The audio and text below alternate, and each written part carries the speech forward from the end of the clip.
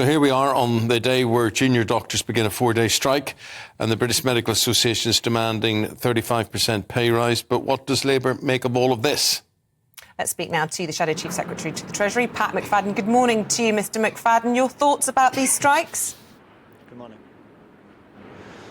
Well, it's very damaging for the NHS when you see this happening. I mean, even when we don't have a strike on, we have 7 million people waiting for treatment, and the strikes themselves are estimated to result in postponement or cancellation, temporarily, hopefully, of a couple of 100,000 procedures and appointments for different things. So I think we have to make sure that both the government and the doctors' union leaders get around the table and resolve this as quickly as possible. But I don't think that should be the limit of our ambition, because, as I said at the beginning there, even when there isn't a strike on, the NHS is under enormous pressure and it's not working as people would want it to be. So I think we need a longer term plan as well to reduce the waiting lists, to recruit more staff, and to get the service back to the kind of operating level that we all hope to see.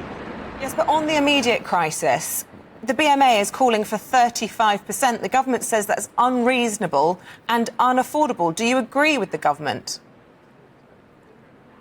I don't think the doctors are going to get a 35% pay increase. So you agree? You might remember when the nurses were on strike a month or two ago. I think their union leaders started off by asking for a 19% pay increase. I don't think we should be too distracted at the moment by the headline demand or request at the beginning of the strike. The important thing is to get round the table and try to negotiate a pay deal that's fair to doctors and also fair to the general taxpayer, who in the end of the day pays all the bills in the NHS.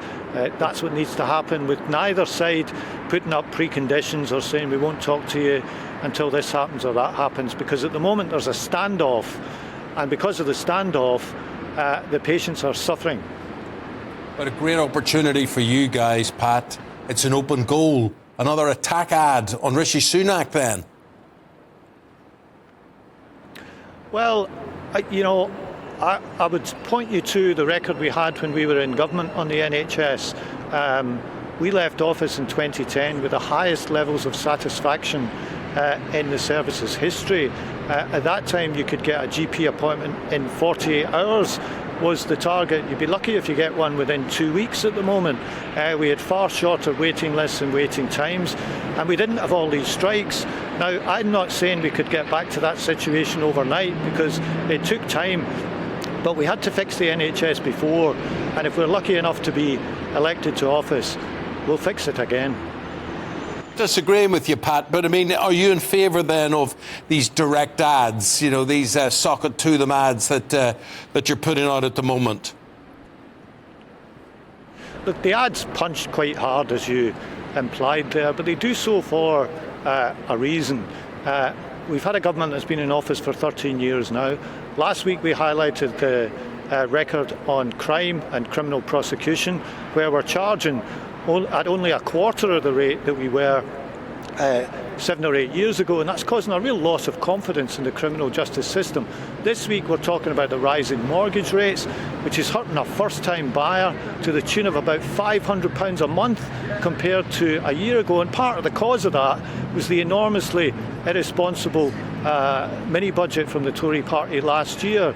And so we're making a bigger point here, and we're not going to accept a situation where British politics is a change of Conservative Prime Minister every year or two, then everybody pretends it's year zero and the record of what went before doesn't count. That's not something we're going to accept. And if we have to put out some quite punchy ads to do that, then that's what we'll do. Well, except it's not Liz Truss's face you're putting on that mini-budget, is it? It's Rishi Sunak, and he was not responsible for that. And it's the fact that you've gone for him in this kind of... If I may finish my point, because, there are members of your own party who strongly disagree with the tactics, including, I believe, shadow cabinet members, Yvette Cooper among them. And even in The Guardian yesterday, I was reading the Guardian letters section, which you'd think would be your supporters, saying that these attacks on Rishi Sunak were a new low for the Labour Party and that this was gutter politics. I'm having an earpiece problem here, but I'll keep going. But this is the point. We can't accept the situation that just because the Conservatives have a new leader, they have no responsibility for the record. That's not a point that we accept.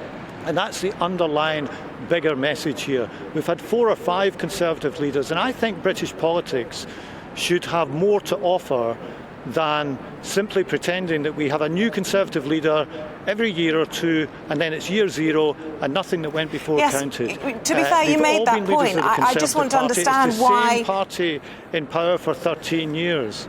Yeah, but you did make that point with respect, and I just want to ask why your own colleagues object to these adverts. Well, you have to ask them. My point is the Conservatives have got a 13-year record. We are going to point out that record, and we're not going to allow them to declare year 0 every time they change leader. And it really matters to people because the record has resulted in a poor performance in the criminal justice system where the victims of crime simply don't trust the system to bring the perpetrators of those crimes to justice, and the charge rates reflect that.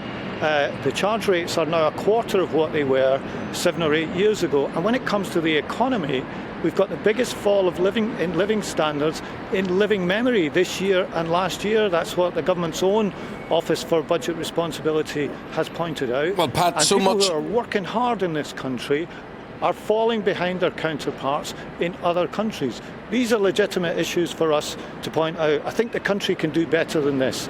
And if we're lucky enough to be elected, I believe Thanks, it Pat. will. Pat, we've so much to talk about, no time to do it. A few political storms there.